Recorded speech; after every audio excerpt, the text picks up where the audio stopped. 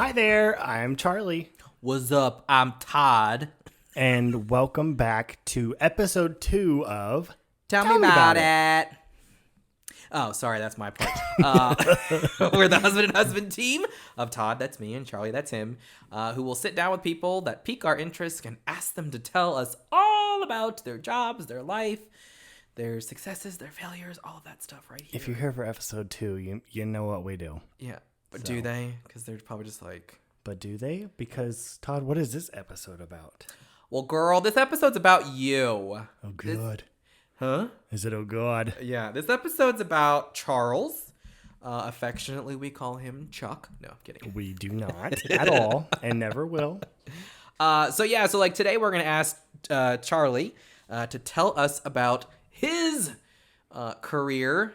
Well, Past career. past business of being I would have never guessed this by when I first met you, never in my life. Award-winning. An award-winning taxidermist. Yeah. That's right, people. He kills animals and stuffs them. Yeah. That's what he does. I do. Seriously, I would have never... I think I told you that. I would have never pinned you as a taxidermist. A gay taxidermist. Yeah. It's a new thing. Yeah. We're going to talk to Charlie about him being a taxidermist because when I understood taxidermy, I literally thought that the deer head on the wall was filled with, like, I don't know, it sounds stupid now, but, like, it was filled with, like, the deer's body meat in some way. Most people do. Yeah. So, like, this is mind-blowing. So first, let's tell people what taxidermy is and, like, what actually is behind this, the fur and stuff. Okay. Well, first, I want to tell the gals how I got into the taxidermies. Oh, yeah. I went to a small junior college in Texas called Blinn College. And what was their mascot? Did they have a mascot? The Buccaneers was their mascot. Blinn Buccaneers. The Blinn Buccaneers. So, went there, hated it, never went back. And my parents gave me an ultimatum, like, girl, you got to figure something out. You need to do something with your life. So what does one do but decide to look at things like, what can I do in 6 weeks and make bank off of? So I came across a small little taxidermy college. So you go, I'll be a taxidermist. That was the first thing that came to my mind. I was like, meteorologist or taxidermist? Well, can't do meteorology in 6 weeks. So went to this small little school in North Texas. Okay, so people actually have to go to school. Yes, I went to school for 6 weeks. So what? So if you don't go to school, can you do taxidermy? You can, yeah. You don't have to have a degree or anything. Okay. But I just went. I didn't know it. I knew people that did it, but I didn't know anyone that like would want to take someone on to like take the time to teach them. Like so So I went and I did a 6 weeks program in the small town of Snyder, Texas. In this 6 weeks, I mounted a deer, a shoulder mount deer. And a shoulder mount means it's literally at the shoulder. It's what you basically see, like literally just the head, where it's cut off at the shoulders. Okay. So I did that. I mounted a fish, which is, y'all are going to freak out about what a fish is nowadays. Like, it used to be the actual fish, but little sneak peek, it ain't. I did a pheasant, which is a bird. So do you have to learn all, like, the ins and outs of these animals? Oh, yeah. So, like you had to learn, like, cardiovascular system, muscle... Oh, no. Oh, okay. I'm not a doctor. I did not go to vet school for 6 weeks. Guess it makes sense you're not really saving any lives of animals. So let's talk about the fish. The fish. So the fish that are mounted like Billy Bass. Yeah, like the little talking... Yeah. So what is that actually a fish that the person caught that is up on that wall? So the fish you are referring to is actually rubber and batteries. You're an idiot. Shut up. No, the fish that I did, I can't remember what material it was. It was kind of like a clay, like... So it's not the real fish skin? No. The fish that I did, none of it was real. It came in like a kit. And I glued plastic little gills in his little, it was like a clay pot, like something you go and paint at like a Paint Me My or whatever.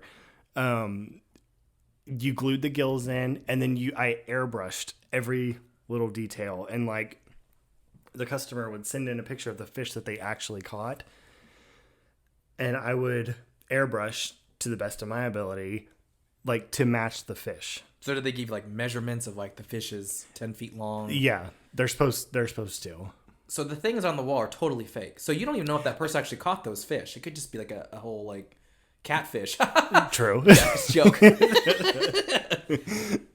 So there's no skin. There's nothing. It's so what's it made out of? They used to do the actual skin, but they stopped doing it for sanitary reasons. I'm assuming because the old mounts that I've seen are just crusty and break-inning and they're gross. So literally all the fish that we see in like Cabela's, those are fake. They're just made of clay.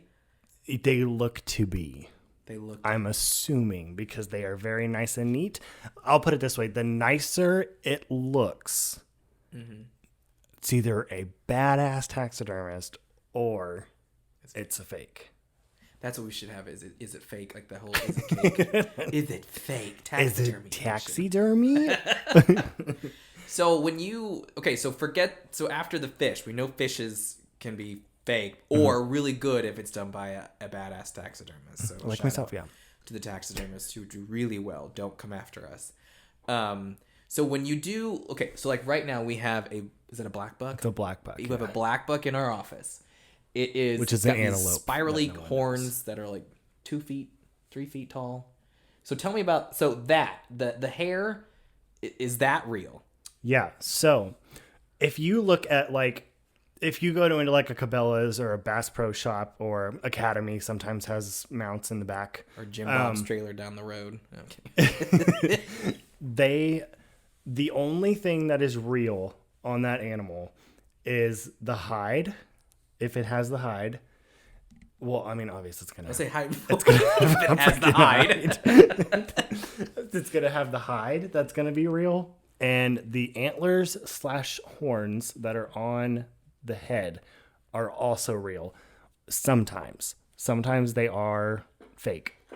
So the fur, though. The fur is real. But do you paintbrush that though to make it look better? Sometimes it depends on the animal. So what we do is I cape it out, that's the only part that deals with the actual animal, like blood. So what does caping mean? Like caping means like I'm taking the hide / fur off of the animal. Off of the meat. Off of the meat. Okay. Yes. And after that, how do you do that? Do you just like tear it, or do you with a scalpel, like a surgeon scalpel? Like a surgeon scalpel. Yeah. It's a very tedious process. Okay. So after that's done, you take it to get it tanned. So kind of like if you see a cowhide rug when they're dead already. I'm just kidding. That's really bad. What'd you say? These animals worrying about being tanned and they're dead already. What is tanning like? So tanning is when, if you look at like a cowhide rug, that is basically what is on the mount. Okay. But when it goes on a mount, they're wet so that you can stretch them over what is on the actually inside of the mount, which the inside is foam. Foam. Like styrofoam? Like kind of like a really thick yellow styrofoam. And you can shape you can shape it to whatever you want. You add clay to it to like bring out some features, like maybe it had a weird little feature or something on it. The eyeballs, they're glass, like glass eyes, like they would have on a human. So the like any kind of muscle definition on this deer up here is totally fake. It's based on the foam. Yeah, inside. The foam is like it's a mold, and they come from a warehouse where they're like uniform, Like, it's just a bunch of molds of whatever you want. And then the eyes are glass. Is Eyes the are nose glass. real? Nose is the real nose, but the insides are not real.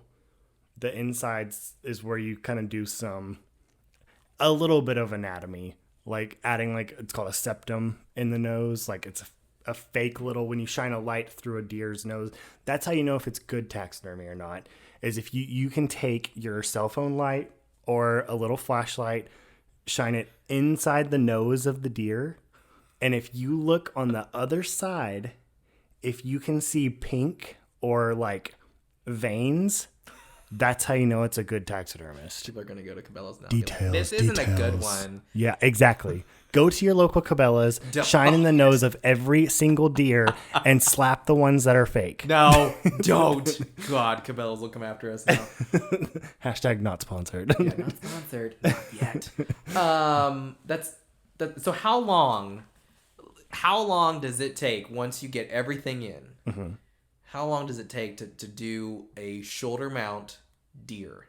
To do a shoulder mount deer from the time... So the thing that takes the longest is, I never did... Most people don't do tanning by themselves. They take it to like someone that does a tannery, like a fur dresser. And that's when they dump it in liquid to get it wet enough for you to pull? Yeah, so they put like chemicals and stuff on it to... It's chemistry. Like whatever they put it in, it does something to the hide where it doesn't go bad, basically. So yeah, once that happens, that takes from the experiences I've had, it's been 3 to 6 months it takes the guy to do it. Oh, to tan it? Tan it, yeah, you'll get it back. But what about you, actually doing all of that? Once you have all the stuff in, how long does it take you to do that? I can do one in a day. A whole deer? A whole deer. In a day? In a day. Where's mine at then? You've had it now. This fool's got my deer head in the freezer for the past 6 months. Shoo, he said a day. No. I could do it in a day. The thing that takes the longest is the tanning. So once you get it back and you put the hide on the foam, it really just takes a day. And then all you're doing is doing features, putting the eyes on, putting the ears on, horns, and then you sew it down the back like sewing a coat or a shirt or whatever. You're sewing the hide in the back of the neck to the foam so it doesn't come off. Okay, so what's the craziest or coolest thing you've taxidermied? Is that what it's called, taxidermy, when you do it? Taxidermizatory? That's never mind. I'm not gonna say that. No. Yeah. So what's the most unique or thing you're that was wow, that's cool? I've done axis. I've done addicts. I've done fallow. So these are all Asia exotic animals. I've done an elk. I've done a badger.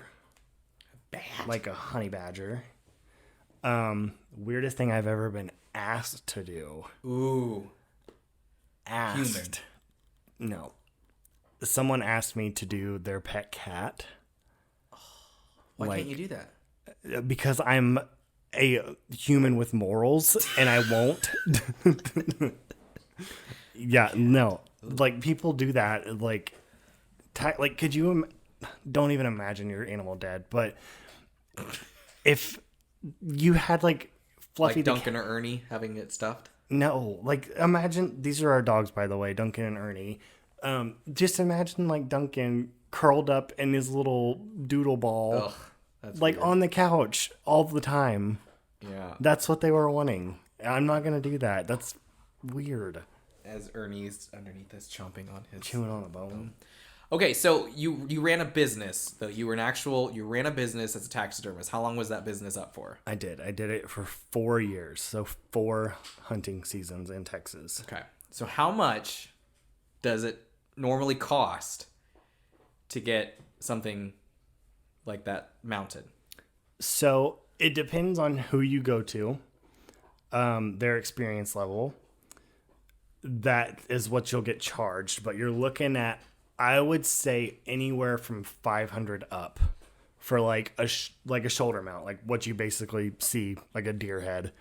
I would say anywhere from like $500 up, and cost wise, it's really just material, and it really just depends on how much the hide costs. Like the tannery guy can charge you anywhere. So how much margin did you make? So like, what was the cost of the things? Oh, I priced myself out of business.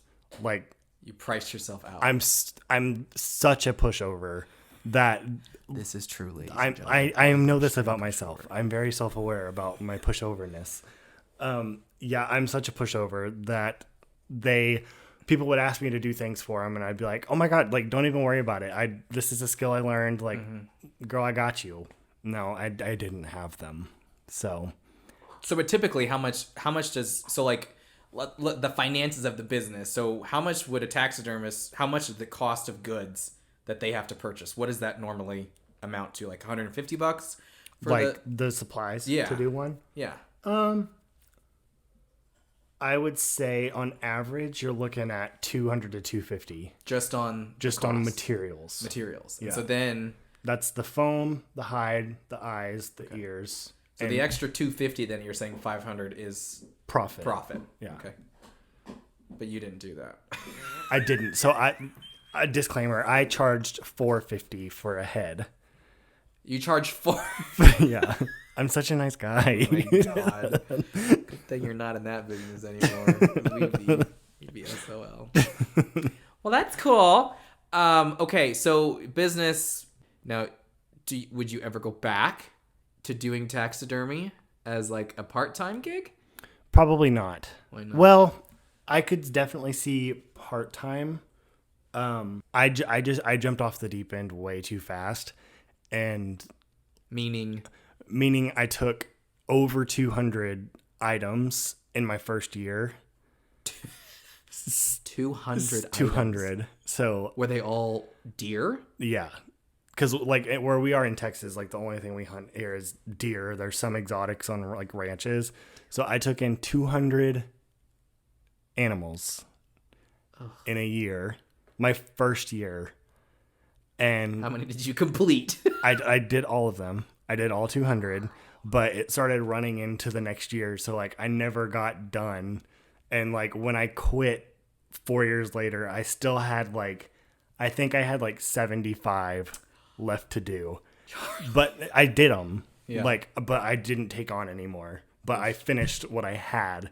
And yeah. Okay. So it made it to where it wasn't fun anymore. Yeah. So, it really is an art for people that don't understand it. Mm-hmm. I mean, trust me, I don't get the having heads everywhere. Mm-hmm. I don't understand it. I'll take your money, but I don't understand it.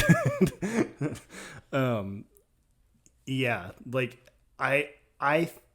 I look at it as honoring the animal and making it look just like it did in the wild. I'm not looking at damn, that's a big old buck up there. Look what I did. Look at that. I'm not looking at it like that. I'm looking at it that's a gorgeous animal. And is that what most people who hunters? Hunters? The hunters who bring that in, is that their mentality of it's such a gorgeous beast or animal that I want to pay respect and homage by mounting it in my house? I would hope so. Yeah. So Charles, before we wrap up, you're telling us about your taxidermy-itis time. Mm-hmm. One key takeaway or one big thing that you want people who maybe are in New England or California are taxidermy. No. I totally get it. I didn't understand it either for the longest time. Yeah. I totally get it. It took me the longest time to understand that it took me doing it and really diving into it and understanding it's a business. Mm-hmm. Or not a business. It's an art form. Mm-hmm. And you're really honoring the animal and you're honoring their beauty. Mm-hmm. And yeah. Well, Charles, thank you for telling me about this. It's been very interesting. Yeah. And I think that's kind of like the goal of our podcast too, is kind of helping people understand like career fields that they maybe don't understand. And we want to do the diving in for you so that you can understand. Yeah. I mean, I will say when we first started dating, it blew my mind that there, maybe just because I'm an idiot, but that there wasn't like, it was foam. Yeah. And that the eyeballs were, I mean, it sounds even stupid now saying it, but like the eyeballs are not real. They're glass. And that you do a lot of paintbrushing and all that stuff. And like that it's very detailed. It just blows my mind. That's what threw me off. But yeah, I think that's absolutely why I want to do this and why we want to know from you out there listening in listener world. Yeah. If you have a job that's like, I feel misunderstood, or that people like don't really know about. Something that like not everyone does.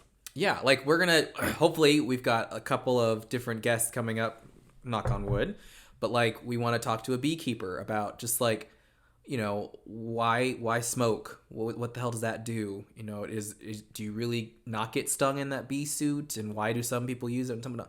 We want to know these things that are just like not like these typical jobs that people get, you know, sometimes. So yeah, we want to know about that. Charles, what's the email address again? So you can email us at Tell Me Bout It, not about. So it's about without the A. So Tell Me Bout It pod@gmail.com. Yeah. And email us your if you have any suggestions, if you have a weird job, not a weird job, sorry. If you have a unique job that maybe you feel misunderstood or people just don't know about, just let us know. Yeah. Drop us a line. We will come to you and help you feel understood. Now this is turning into a therapy podcast. Anyways, way to wrap it up before I start charging you for the hour. Anyways, guys, thanks so much for joining us on this episode of Tell Me About It. I'm Charlie. I'm Todd. Bye. Bye.